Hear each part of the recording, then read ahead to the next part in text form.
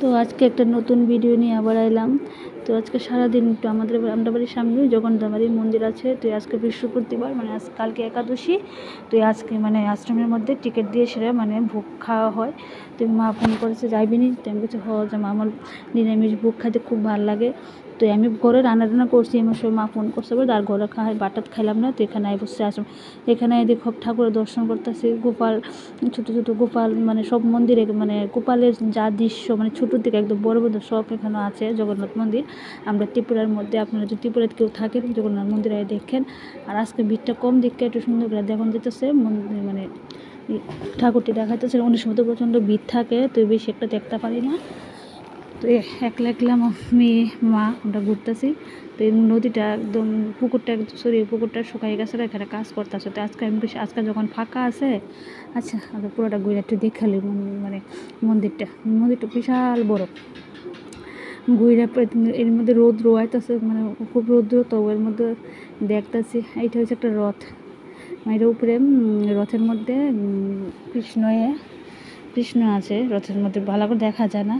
তো দেখেন পুকুরটার মধ্যে যে মাছ থাকে আর কি। তো এটার কাজ চলতেছে দেখে মাছটি মনে হয় মানে অনেকখানি শয়টা রাখছে। যাই হোক, তো এই রৌদ্র করে আজকাল সবাই দেখায় আমরা ত্রিপুরার মন্দিরটা জগন্নাথ বাড়ি। তো মা আর আমার মেয়ের মাস্টার বাড়ি থেকে নিয়ে একবার বাইক গেছি না, আই বসছি মন্দিরে। তো ঘুরতেছি, ভালোই লাগতেছে ঘুরা। রুদ্র চোখ তাকাইতে পারতেছি না, রুদ্র তবু একটু ব্লগ করে দেখি, সবাই দেখায় দর্শন করে গোপাল ছোটোর থেকে মানে ছোটোবেলার দেখে একদম বড় কীভাবে মানে গোপাল মানে জন্ম হয়েছে বা কেমনে কি সবটার মধ্যে আছে। তবু রুদ্র লেগে সবটা তো তুলতে পারছি না, যতটুকু পারছি ততটুকু তুললাম, দেখাইলাম আপনারা দেখেন। এখানে মানে মন্দিরটা মানে সব শুধু কৃষ্ণের মানে গোপালের দেখানো গোপাল এনে অনেকটি ঠাকুর আমি চিনিও না। এখানে আছে নরসিংহ, কৃষ্ণেরই একটা রূপ।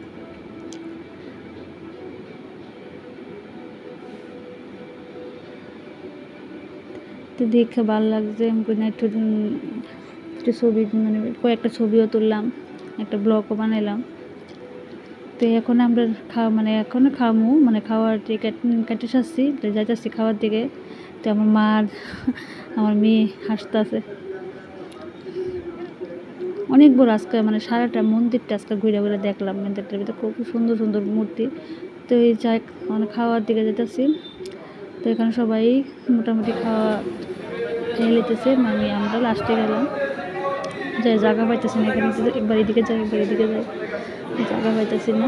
যাই হোক, একজন মহারাজজি কইতেছে যে এখানে যেতাম, তারা ধুনি জ্বালাইছে, ধুনির আগে মানে প্রসাদ খেতে বল লাগে আর কি, ধুনির আগে। তো আমরা ধুনিদের সাথে গেছি, আমরা এখানে খাইছি, মা খাইছে আরেক জায়গা,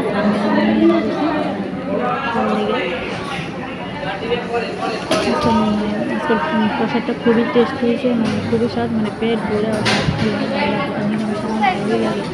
এমনি স্বাদটা যদি নিরামিষ খাই একাদশীর দিন মিনিটাই পরে। তো ভাত প্রথমে দিয়েছে কচু শাক দিয়েছে। কচু শাক আমি খাই না, আমার অ্যালার্জি, তবুও ঠাকুরের প্রসাদ দিকে আমি কচুর শাকটা দিয়ে ভালো করে খাইলাম। আর এমনি এর মধ্যে 1:30 প্রায় 2টা বাজে, তো প্রচণ্ড ক্ষুধা লাগানোর কথা, ক্ষুধা লাগছে, তো খাইয়ে যাচ্ছি। মাই আবার কচুর শাক খানা, আমার কচুর শাক দিয়ে আমি টেস্টি লাগছে। তো খাওয়া দাওয়া শেষ, তো আবার আইয়া বললাম, আবার মন্দির আর একটু বাকি আছিল। তো মাকে চাচিকে ভাতটা খাইয়ে সেটা মানে প্রসাদটা খাইয়ে সেটা আবার ঘুর। তো খাইয়ে সারলাম, সে আবার এটা একটা মন্দির আছে, সেটা সবাই রেস্ট করে, তখন 2টা প্রায় 2:30 বাজে। এখানেও রাধাকৃষ্ণ এখানে কীর্তন করে, যে রাধাকৃষ্ণ আছে। ময়ূর দিয়ে খুব সুন্দর সাজাইছে এই জায়গাটা। এটা এন্ট্রিতে, প্রথম এন্ট্রিতে এটা।